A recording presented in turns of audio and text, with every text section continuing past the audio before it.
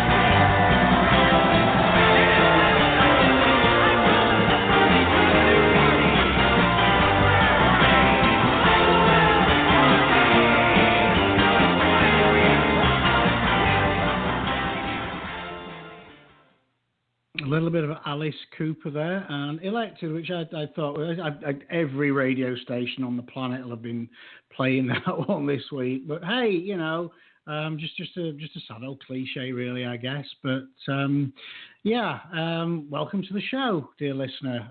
Episode 20. Time flies when you're having fun.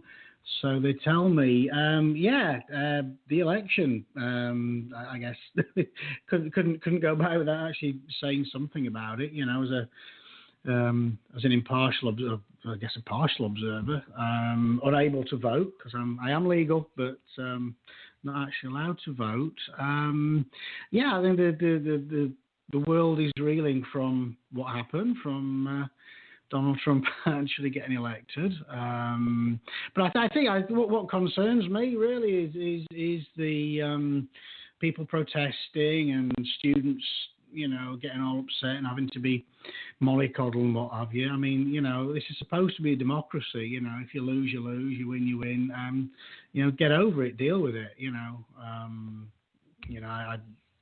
I have my political leanings, but yeah, I move on. It is what it is, and you guys have a two-party system that has created what we've got. So there you go. Sensible bit from Jim, I think, for the day. But interesting week, I have to say. The feedback I've had back from England, my friends in England, has been interesting. I mean, that they are amused, I think, by all the shenanigans. Don't really understand the system over here, which is it's taken me a while to actually get to grips with it. But I guess if people are not happy with it, then get off your arse and do something about it. I don't think Martin Luther King and Rosa Parks would have whined about it on Facebook. They actually did something about it. So if you're not happy, change it. Get off your bums and change the thing, So, but anyway, here endeth the rant and the lecture. My co-presenter, Xtina, is back with us this week. She's got her own little theme noise. There we go. Oh, that's so mean. See, at least I can defend myself now. Are you still sober? Just a little bit. Right now I am, but I am. This is the bottom of the glass of this wine, so and I have the. Yeah. The night is young. Yeah, we've got a whole hour for you to get sloshed in, so it means you get more entertaining as the hour goes on. But anyway, so how did you find the whole Donald Trump? I mean, I have to say that there's a big childish part of me really can't get past the fact that his name's Trump, which in England is a euphemism for fart. Which is why his cologne range never really took off over there. Oh God! I can't get that above everything else. The man is what he is. He's going to be one of the most powerful people on the planet shortly. So, God help us all, really. Yeah, I try not to get too political or religious on anybody, but I do need a bumper sticker now that says I voted for the other guy. But I did stay up all night. The night they were, telling, all the what was going on, and I think it was like almost 3:00 in the morning when, and I saw the whole thing, and where he was in the lead pretty much the whole entire time, and up until the very last minute, I was sure that there was going to be some kind of crazy thing happen and Hillary was going to win. I really was waiting for that. I was. So, or maybe maybe Ashton Kutcher would, come on and say that we're all being punked or something, was going to happen, and nothing happened. So, well, I was pinning my hopes on Florida because that's always, but he just walked it. And I thought, that's not. I think once that came in, it was a fait accompli. But like I said, in my little rant there, all these people protesting. You're in a democracy, you can't protest. That's the system. That's what's happened. Deal with it, And I was reading a thing today about colleges are cancelling tests and students are having counselling. That, for fuck's sake, seriously. I mean, really? Again, it's going to make me sound old. Growing up in England, we had a Labour government, which was a socialist government that were ruled by the unions, and the unions were ruling the country pretty much. We had blackouts, we had power shortages. Many an evening just sat round the open coal fire, toasting toast on the open fire because the electricity was off. We had water shortages, we had gas shortages, and the government, the Labour government at the time, was grinding the country into the dirt. But we got on with it, my parents' generation had lived through World War II. So, until you've lived through that, don't fucking sit in a corner and moan and whine and blubber because you didn't win, you know? Yeah, there's kids nothing we these can do days now. are We just spoiled. have to make the Kids best of it. Yeah. Kids are spoilt and entitled, and they think by whining they're going to get what they want. I'm not bringing my children up like that. You know, it's just look, you know, get on with it. You know, if someone makes a decision you're not happy with and you can't do anything about it, then move on. You know. Yeah. Having said that, my daughter was involved in a fight on the school bus this week because some kid was getting up in her business, so she thumped him in the face. Nice. To be fair, I mean, I think he deserved it. He's a whiny little shit. But I'm trying to teach you the difference between, you know, physical bullying and getting in their business, and he was just, you know, trying to butt in and talk over and getting on a conversation with friends and that, and she just lost her temper and twatted him once. But I saw him out. He was whining. Oh, she hit me. I you know, speak to somebody who gives a shit, kid. You know, get out of my face. Oh, my God. Get out of my face. Otherwise, I'll hit you, you know.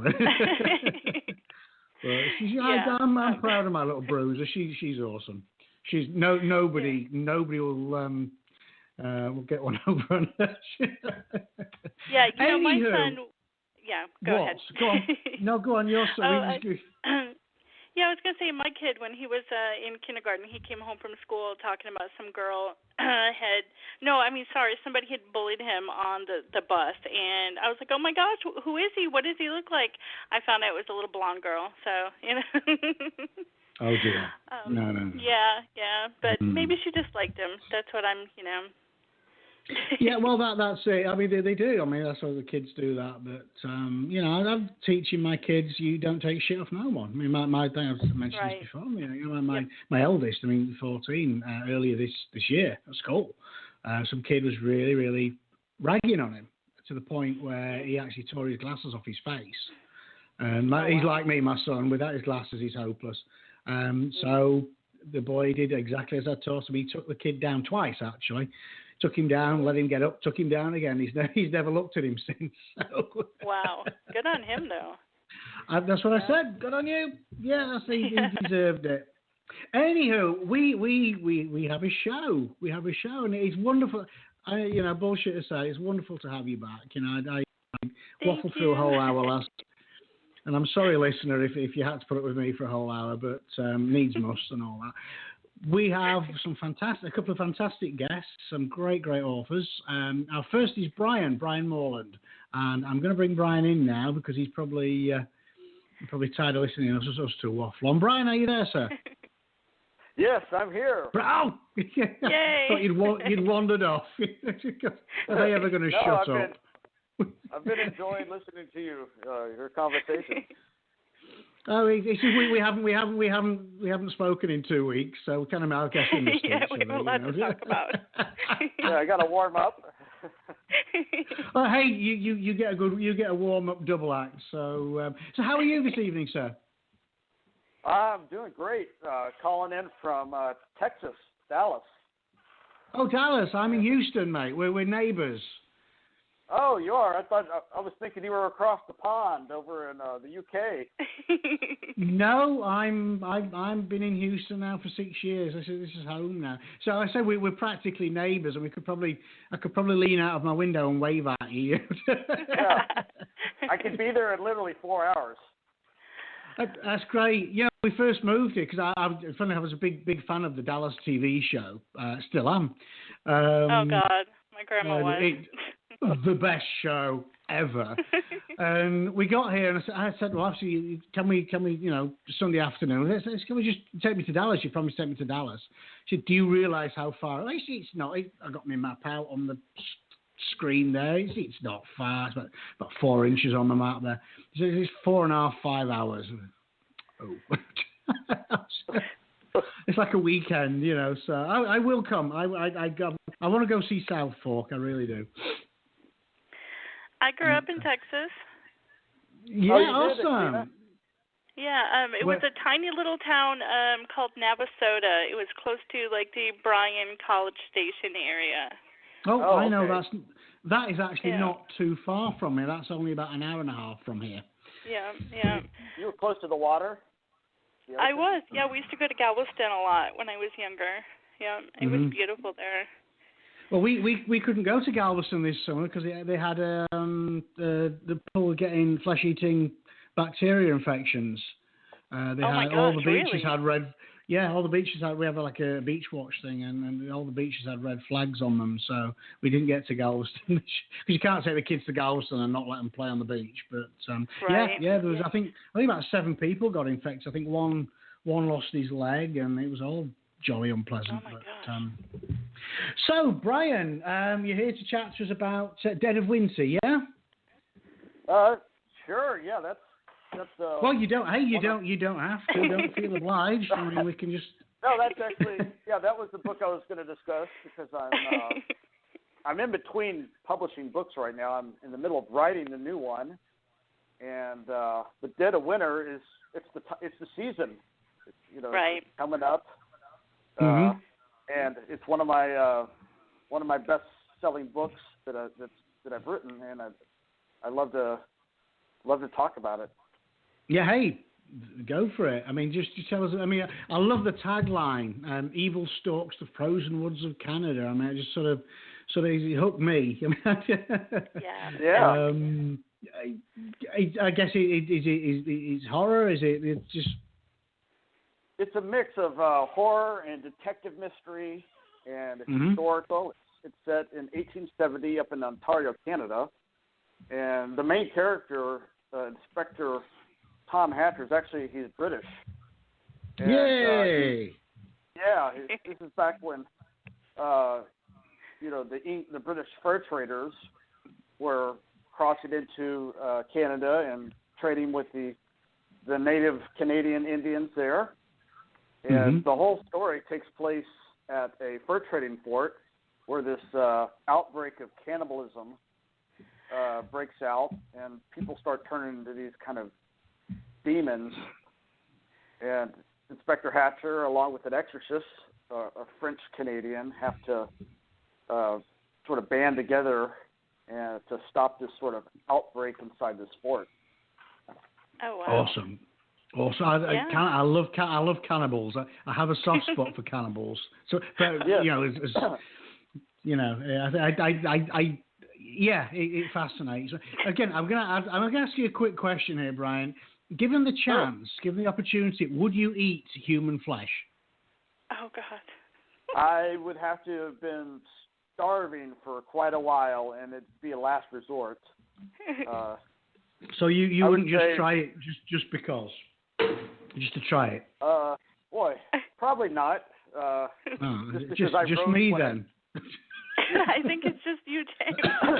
Well, part of what I wrote in my book is that when people try human flesh, it actually changes them.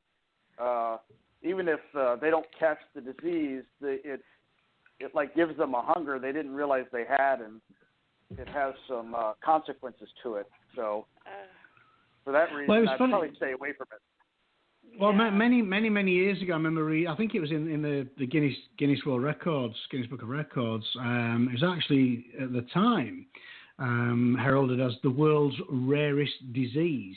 It was one of these fun facts that I sort of stuck in my head, called Kuru, or laughing sickness, which was by the cannibal tribes of New Guinea, which was actually, they caught it by eating human brains, a form of which became the mad cow disease that we had a lot of problems with over in England. So yeah, maybe something in that. But I don't know if you have a bit of rump steak. Oh my gosh! I would starve. I know. I must confess. I've eaten many weird and wonderful things. I'm a sort of culinary explorer, I guess. I think given the chance to eat a bit of human steak, I'd probably go for it, to be honest. You know, I'm not even really a meat eater to begin with. You know, I'm really not. I'm not really a steak person. So well, you're more of a drinker, though. You know. So. I knew it. You just couldn't. Resist I'll drink my dinner. I will. Yeah, liquid lunch. Liquid.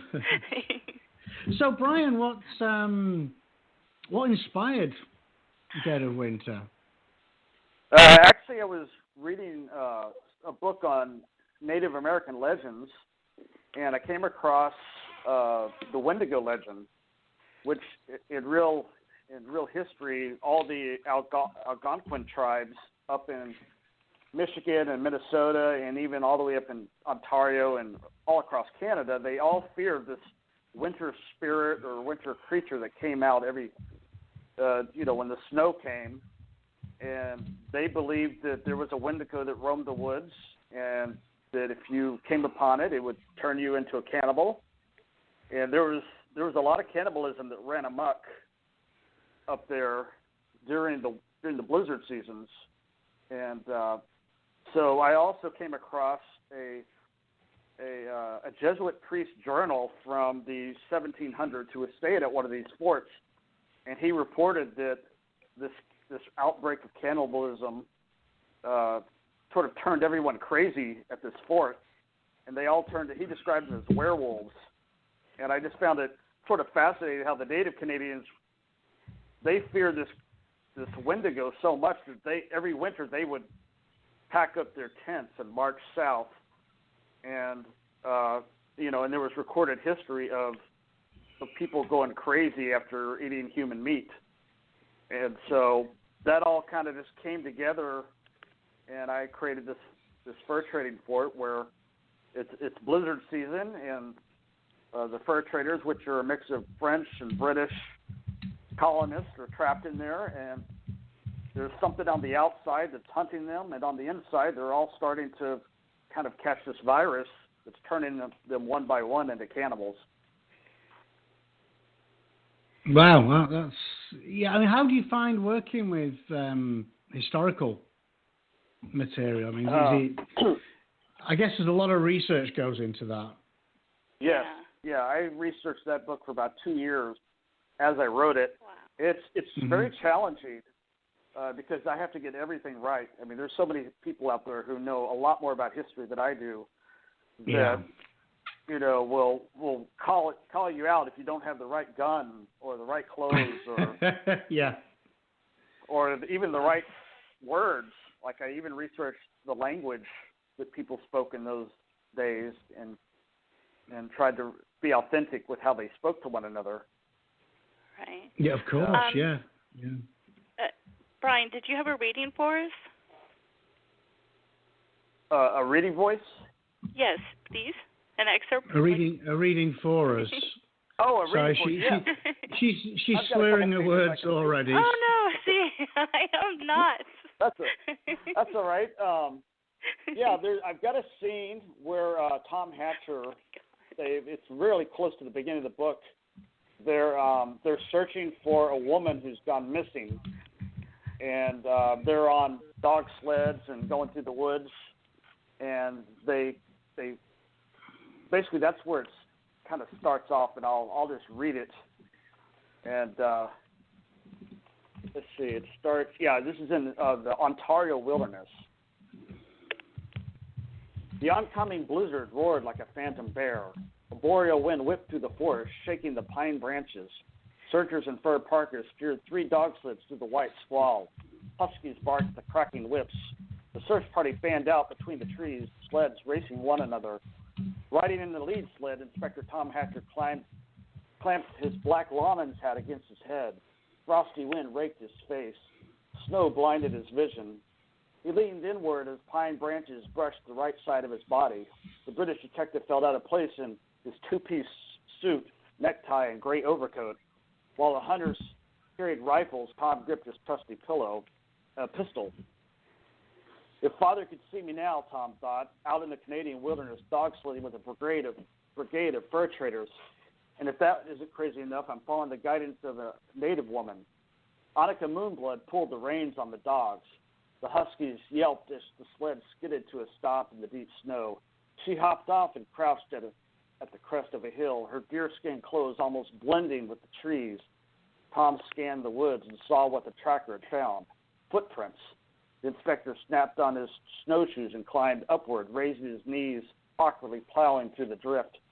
He stepped up beside the tracker. "Any sign of Nakari?" he asked. Annika pulled strands of black hair off a branch. She was taken upstream. Tom scanned the frozen landscape. A legion of snow devils spiraled across the pure white dunes, spinning upward and catching the fierce crosswinds. Endless snow froze against his cheeks. Vision diminished to 20 feet. A familiar parasite of foreboding gnawed at his stomach as the afternoon sun was swallowed by gray clouds. The blizzard will soon be upon us, Annika said. The inspector spoke over the wind. Let's push a little further. We go the rest of the way on foot. The tractor trudged forward, her slender frame fading into the white mist. The other sleds caught up. Tom glanced back at the pale faces of the searchers, a mixture of British soldiers in red greatcoats and Scotch laborers bundled in hooded fur coats. Tom sensed their fear. They had been searching for the missing woman for over an hour now, and the blizzard only seemed to be getting closer. It wouldn't be long before the snow completely covered the trail. Tom briefly looked at Percy Kennicott, offering the clerk a gleam of hope. He and his Cree Indian wife, Sakari, had ventured out into the woods on horseback, headed toward Manitou Outpost. The horses had gotten spooked. They separated briefly. Kennicott heard his wife scream, followed by an animal growl. Percy had searched the evergreen forest but found only Sakari's fallen horse, its throat slashed. The killer had carried off Percy's wife into the woods. Tom had told his men to be wary of a rogue trapper in the area or possibly a band of cutthroat Indians. None of the searchers seemed to like that he was in charge. To the soldiers and fur traders, Tom was the newcomer, the man from the city. But they were all scared ever since colonists from Fort Pendleton had started going missing in the woods. A few weeks ago, a French-Canadian hunter had been found disemboweled. Whether the colonists liked Inspector Hatcher or not, he'd been hired here to track down their killer. The inspector led the search party forward, doing his best to keep Annika in his sights as the swift tractor crept like a wraith in the fog. He stopped and waved them over. Tom quickened his pace to catch up. He showed him a faint blood trail. There were more tracks, too, deep impressions in the snow. They followed the tracks until they reached the frozen stream of Beaver Creek. They halted. Suspended in the ice was the butchered body of Sakari Kennicott, but only the upper torso had seemed. She had been disemboweled, several ribs were exposed, and one arm had completely severed at the shoulder. Percy Kennicott ran ahead of the pack, brushing past Tom. The dead woman's husband fell to his knees and wailed like an animal. Seeing the remains of Sakari Kennicott, Tom's mind flashed to images from his last case in Montreal, butchered bodies of women being dragged up from the harbor, nothing but skeletons strung together by gray sinews. It was the grisly work of the most formidable killer Inspector Hatcher had ever tracked, the Cannery Cannibal. And I'll stop there. Awesome. Wow. Just gets the cannibal bit as well. So. Yeah. It was cut off too short. You just don't want to make me feel too hungry, I think. Oh my God. That is also well read as well. So that was brilliant. I enjoyed that. Thank you. That was good. So go ahead. I was going to say, where can we get that? Where can we find it? Oh, Dead of Winter is on Amazon, and Barnes and Noble, pretty much anywhere online that you can order. All the usual spots. Should be listed. Yeah. Yeah. Excellent. That's fantastic. And you say this is is it part of a series? Is it you can right now it's a standalone. Yeah, right now it's a standalone story. I certainly, with all my books, I leave them open for a sequel in case there's ever a demand for another book.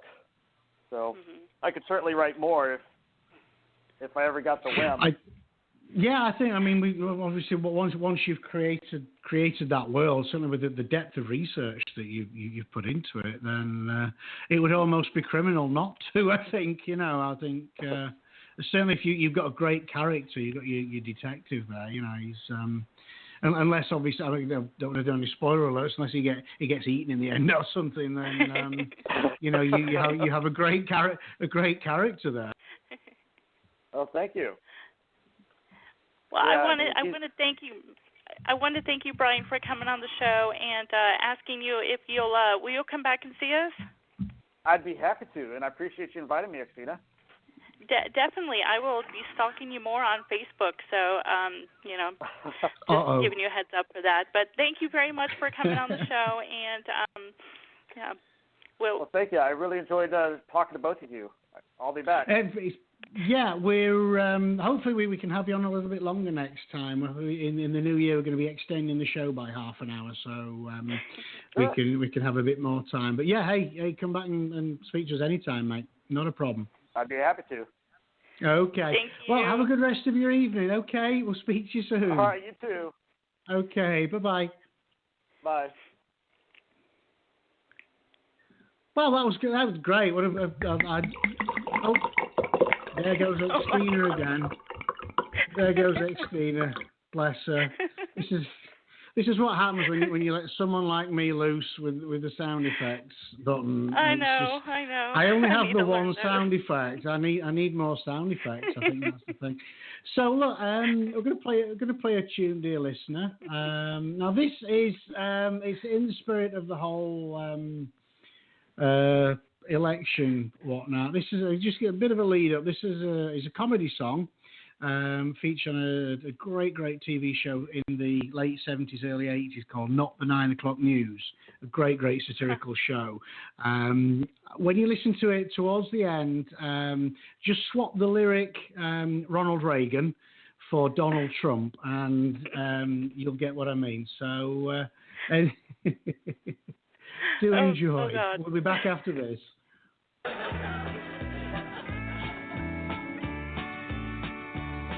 I believe that life is happy and death is sad. I believe my mom was married to my dad. I believe that things that aren't good tend to be bad. I believe, yes I believe. I'm prepared to believe that Nixon wasn't a crook.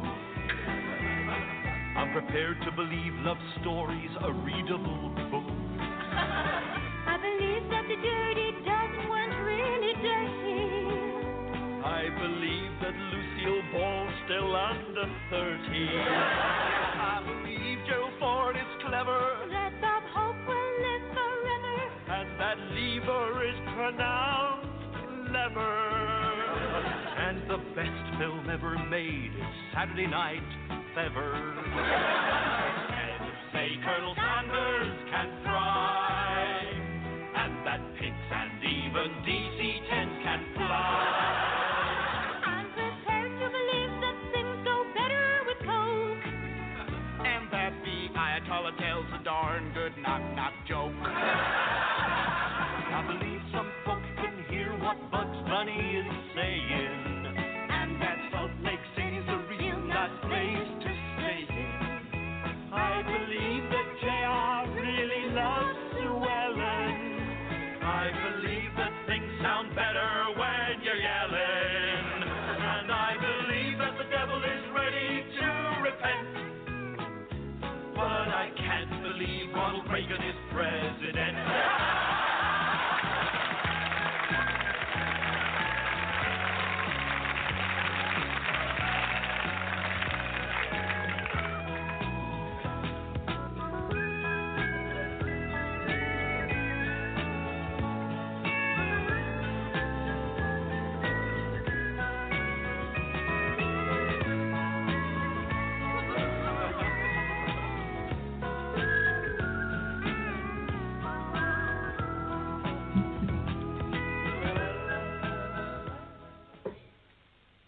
There you have it, a little bit of frivolity. I listened to the words to that, and it is it's poignant now, sort of 30-odd years on. And yeah, I think a lot of people can't believe that Donald Trump is going to be president. So there you go. So Xtina, you're back. We're back. Sorry, I'm gonna press this button again because I'm just like a kid in a sweet shop with it. There we go. I was just going to say that I looked down and my glass of wine was empty, so. No, it's not. No, it is. There you go. You're getting through it. You really are munching through that wine, aren't you? So hey, we've got guests coming out of our ears at the moment. We've got Tim Miller, great horror writer.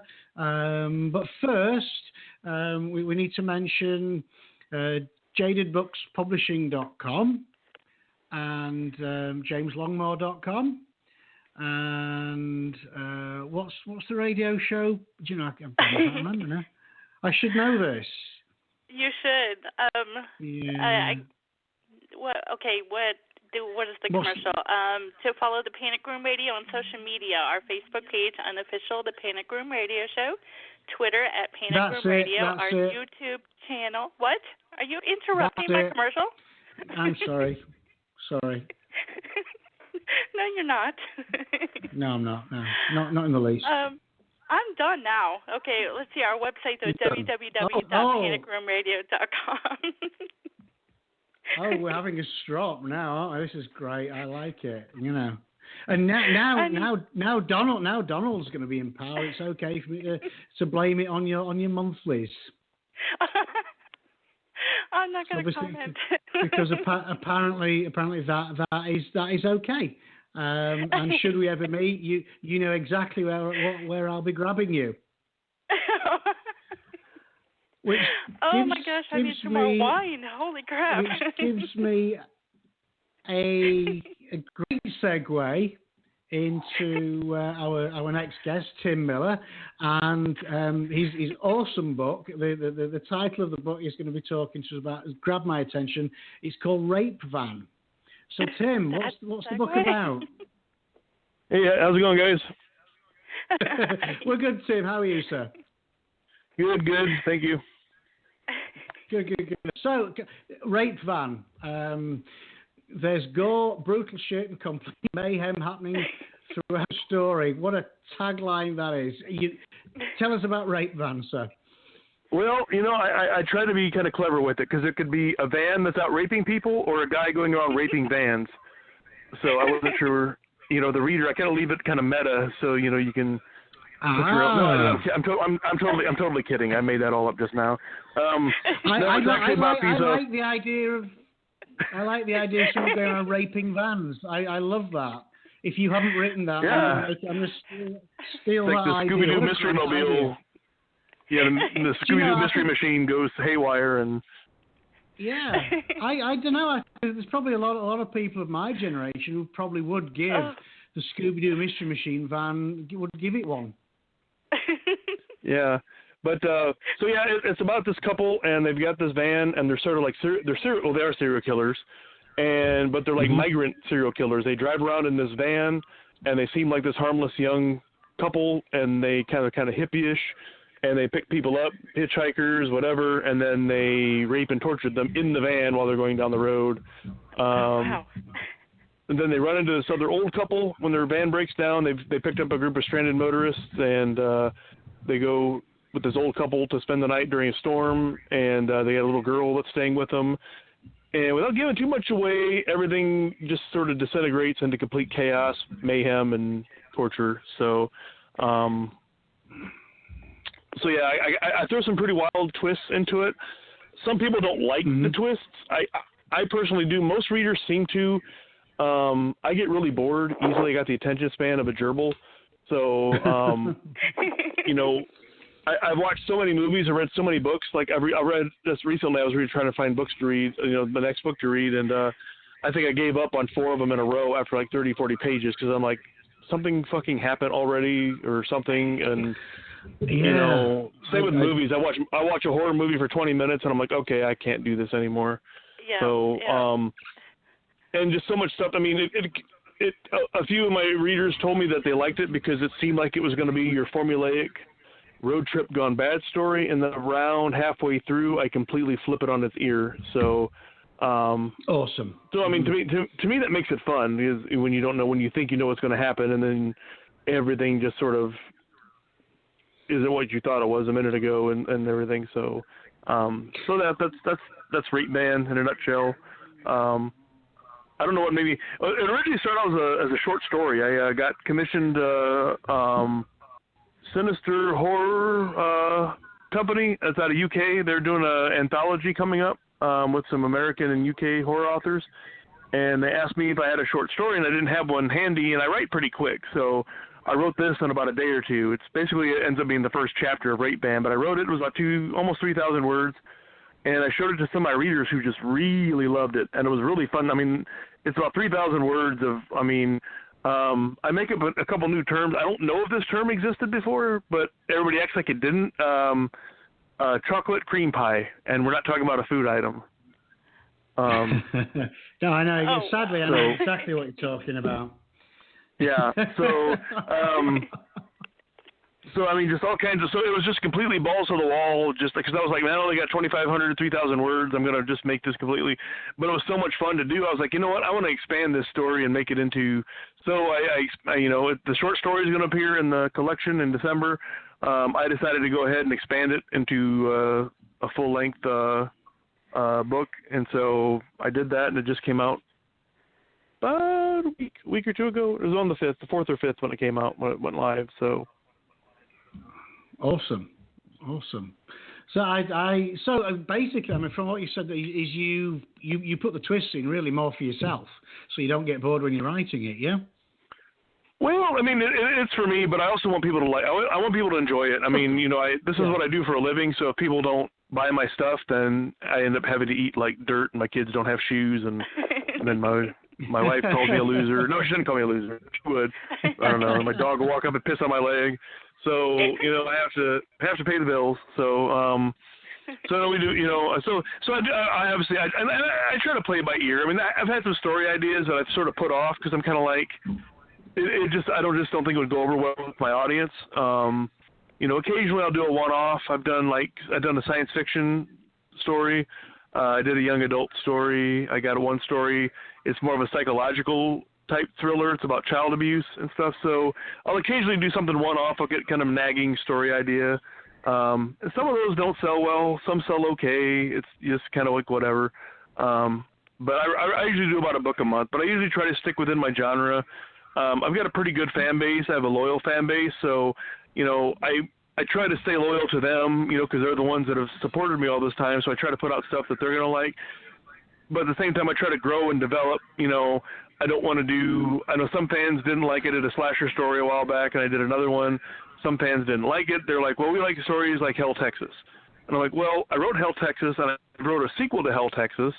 But I can't just keep rewriting different versions of Hell, Texas with different characters.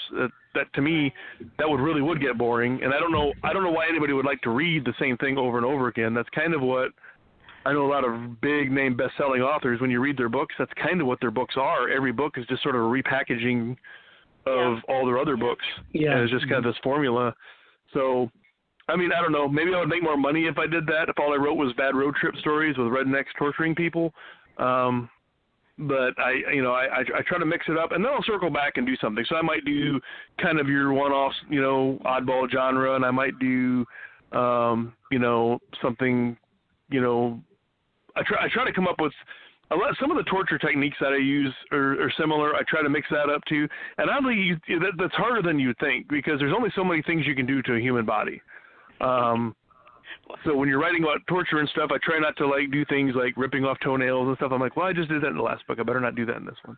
Occasionally I make up something totally new, which is, then I get really proud of myself. Like I had one story, I won't say which one, and I made this completely up. I don't really plot a whole lot. I kind of maybe some notes or whatever, and then I kind of just write it as I go. And that's when I come up with some of my best stuff sometimes. And I was working on this one story, and this guy had this hooker, and he's beating up this hooker, and he's raping her and torturing her, and then he cuts her stomach open, and I think, you know what, I don't know that I've ever done this before. I had him slice her intestine, and then he fucked the opening in her intestines with sludge and bile and shit oozing out of it and stuff, and I have it it's like lube. Yeah, it was funny because I have what's called beta readers, and this is when I know that I've hit a home run, because I have beta readers, and I'll send it out. I send them chapters as I go, because it's good to get feedback as I'm writing. For me, that helps, because if something doesn't sound right, then they can come back and be like, this really doesn't make any sense, or I don't know. It's easier for me to change it as I go than to go back and try to redo a whole bunch of stuff. And the messages I got from a couple of my beta readers were things like Tim, what the fuck? I don't even, what? Why? What? Oh my God. What is it? Holy shit. I can't even, I gotta go. And I'm like, okay, this must have been a good one then. Awesome. Yeah, wow. when you're getting that, yeah. Well, I mean, I'm not. This is not a gratuitous plug for me. I'll have to send you a copy of my novel, The Erotic Odyssey of Colton Forche. Yes. I know Xtina's read it. It's right up your street. You will love it. I was actually right. thinking of it. Yes. We are kindred spirits. You will read that. We are. Parts of the same soul by the sound of it. So. Well, what's funny is because I wrote my science fiction story, and I wanted to still to appeal to my base audience, the extreme horror, but it's science fiction. So it turned into like sci-fi. It's kind of like, I tell people, I describe it as, my tagline I used for it was, it's called Alien Bounty Hunter, and the tagline is Lara Croft meets I Spit on Your Grave in space. Oh, wow. I can see the film now. The film's going to have Tara Reid and Danny Trejo in it, isn't it?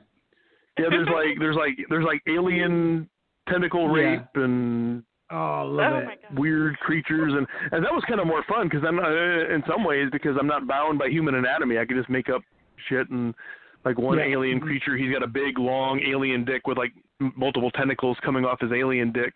So he could like penetrate multiple orifices at one time, and like he gets that cut off and he gets strangled with it, and awesome. Well, maybe you could get the alien's phone number for Xtina. I think. You would? I was just thinking. So she's getting shirty now. Sorry, Xtina, what were you saying, my dear? I was thinking you guys should co-write trouble. together. That would be amazing. You guys could co-write together. I think we are two halves of the same thing. Yeah, I've never really co-written with somebody. I've done like collections and stuff. Like I did like an anthology where I had a group of other authors that we all put stories together, stuff like that. I've had a few people approach me about co-writing. It's just never, the logistics never really worked out. So I'm not even sure how that would work. But yeah, I've had people ask me about it. I've been open to it. So yeah. But yeah, so that was Rape Van. Right now I'm working on a sequel to my book called I had a book about a year and a half ago. It was called Hacked. It was one of my best-selling books that's ever been out. It's about an internet stalker, and I tell people it's like an internet love story, but the girl just doesn't know it. So. Nice. He's a little convincing. But yeah, the guy's an internet stalker, so the word hacked has like a double meaning there. He's hacking into the computer, and he's hacking his victims up and all that, yeah. It's kind of funny because the cover, one of my friends who's a model, she wanted to be on the cover of one of my books, so I asked her if she wanted to do this. So I told her what I described, and she was like, oh, okay, I think we can do that. And so, yeah, she had her husband, like, duct tape over her face and tie her up in their basement and snap some photos. And that's her on the cover, and it's funny because there's like all sorts of torture and rape and kidnapping and all this stuff.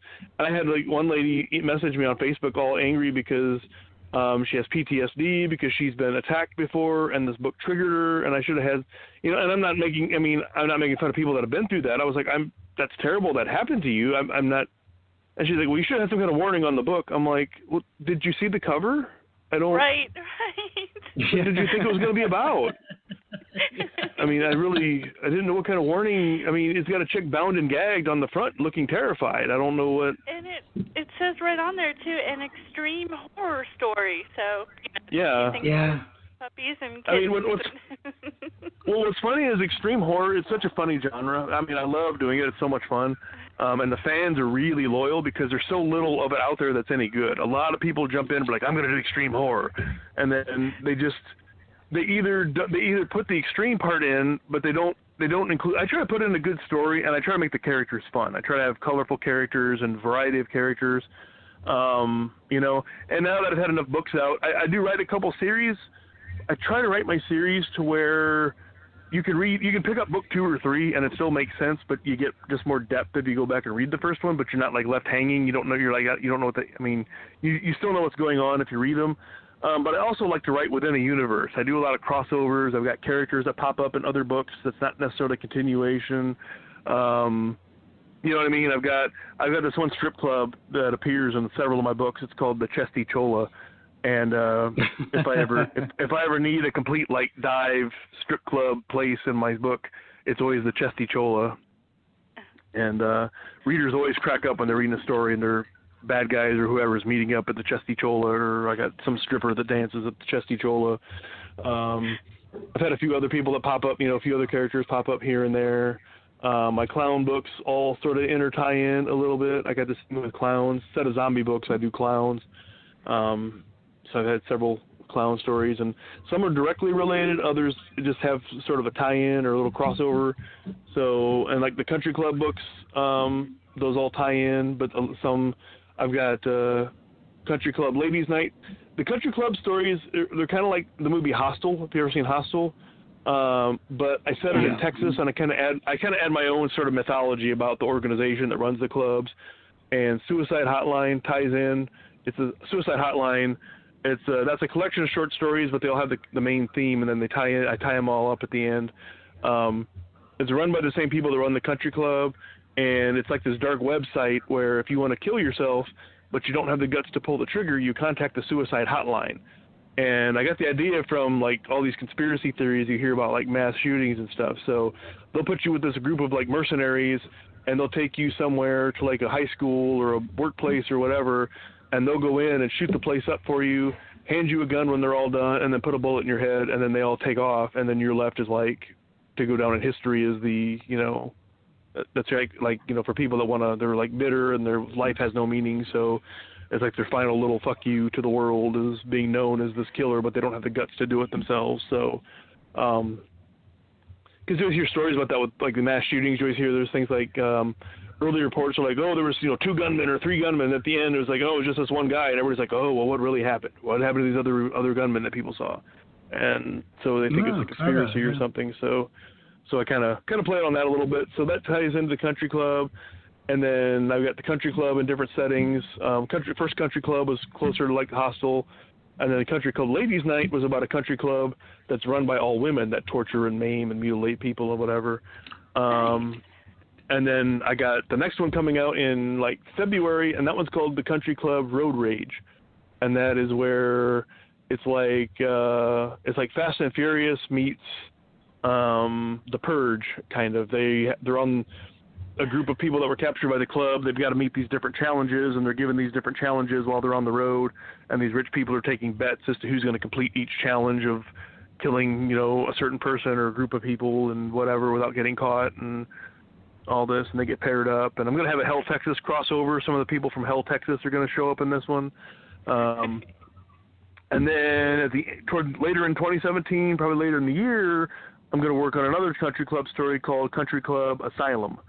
So that's what's kind of fun about the theme is it just started out as a one-off book, but a lot of people loved it so much, and that was another one of my bestsellers. So it's kind of like, with that particular theme, I could pretty much take it in any like millions of directions, and it'd be something different every time. It's not going to be just a rehashing, which I don't like to do if I do a sequel. That's why I was really proud of Return to Hell, Texas when that came out, because I felt like I had it set like 10 or 12 years later, so I wasn't trying to follow continuity and all this, and it's kind of a different set of characters, but the same town. And I just felt like I had matured enough. I waited 2 years to do the sequel. I felt like I'd grown enough as a writer that the story had a lot. I mean, the first one I feel was still good, but I felt this one had a lot more depth and layers to it, but yet still had the same brutality and savagery that the first one had, that, fans really felt like they got their money's worth with it, and not just, they weren't just rereading the first one again, which I hate that when I read a sequel or a follow-up story, and I'm like, it's kind of whatever the other one, you know what I mean? It's just rehash, yeah. Yeah, especially, or if it's a sequel, because like I said, I kind of put some space in between mine, and I'll, there's some I'll kind of write within a universe or whatever. I've read some series books where you pick up book 2 or 3, and the first 50 to 100 pages is rehashing everything that happened in book 1 or 2. Right. Yeah. And then you're kind of like, okay, I already read all this. I mean, it's just filler, and it's like kind of frustrating. My books are short; they're all around 30 to 35,000 words. So I found so I keep them fairly short, but that lets me put out a new book about every 4 to 6 weeks. And I don't really have any filler. I've gotten down where I can build my characters pretty well. I can get some good dialogue in there. I can kind of set the pace for the story, and then just jump right into the story, because I found a lot of books that are 300-400 pages. A lot of them have probably 50 to 100 pages of just filler, of just dialogue that's about nothing, or describing he's whatever, what do you call it? There's somebody they're cooking. I've seen them take several pages of where they're cooking and stuff, and they're like describing what them. Like, I don't care. I don't want to read 20 pages of you describing what you're cooking for dinner and all that. So anyway, I kind of got on a tangent there. Sorry about that. No, I'm totally there with you. I mean, it's even like some of the big writers, the big name writers, are guilty of it is filling. I mean, I guess to them, 20 pages of cooking or mowing the lawn or whatever is entertaining, but and it happens, I mean, I guess you guys, do you get Watership Down over here? I'm sorry? You got the novel Watership Down over here, the one about the rabbits? I mean, I read that as a kid. It was a big, thick book to read even as a kid, but there was just pages and pages and pages of just description of the moors and the weather. Yeah, and for fuck's sake, I just get the rabbits already, I mean, setting the scene. I mean, to be fair, I think the skill of a good writer is being able to set the scene in as fewer words as possible. Right, Mm-hmm. right. Yeah. I think we talked about this a couple weeks ago when we were discussing like Anne Rice, and it's she kind of does that, where it just goes on and on and on, page after page. And I when I tried to read her, after so many pages of a description, I forget what's going on. I'm like, where are we even? Yeah. You get lost in it. I mean, I know. I tried to read. I forget which one it was, an Anne Rice book a while ago, and I got literally about 30 pages in, and I gave up because it was just on and on about the description of New Orleans and Bourbon Street, and to be fair, how do you pronounce it? Bourbon Street. Bourbon. Yeah. It's loud, it's noisy, it's light, and it smells of vomit. That's pretty much it. Suddenly you've set the scene, and 30 pages later, Anne's still blathering on about the paving stones or something. It's all really. Yeah. Now, well, yeah, and that's what. Oh, good. A writer who can do that, like Stephen King, can go on and on about certain things, and we're still interested. We still read that, So I guess some people have a knack for these kind of things, and then other people just I couldn't do it with Anne Rice, but with Stephen King I could read anything he wrote, really. So yes, definitely. There's just a way, his way of writing sort of drags you in, and he makes it interesting. But though I can't really read him anymore. Yeah. That's kind of. I said I don't really read him much. I don't read long books anymore. Maybe I don't know if it's because I'm old. I just don't have the attention span. But I found, and that's another reason why I stick with the short books. And I think it's a kind of a good business model for me. Is I found with technology now, because you're not just competing with other books for people's attention. You're competing with social media and YouTube and phone apps and all this other stuff. So I find people like to consume their reading and stuff in a lot. It's not just a money commitment; it's a time commitment. So, like, if I'm looking at a book and I'm like, oh, I hear this is a good book, and like I hear Joe Hill, everybody's like, Joe Hill the fireman. I'm like, oh, okay, I'll check this out. 700 pages. Nah, I'm not gonna bother with that. That will take me 3 months, 4 months to read, and I'll just that's too much. I won't even look at it. We're just about out of time, Tim. I am so sorry. We promised to come back. Will you promise to come back and see us, though? Oh, sure. I will definitely talk to you on Facebook. We Yeah, need to thanks give for Tim having me, guys. we need to dedicate a whole show to you, Tim. We will do that. I promise. Yes. Yeah, yes. sorry, and I got long-winded there. Hey, no, you have been awesome. Thank you so much for joining us. Yeah, thanks a lot for having me, guys. Yeah, thanks a lot, mate. And we're gonna have to we'll sign off now. We'll sign off while you're still on with us. It's just my final stab to really top off the week. It's a golden oldie. And hopefully, I think people will appreciate this. So it's good night from all of us.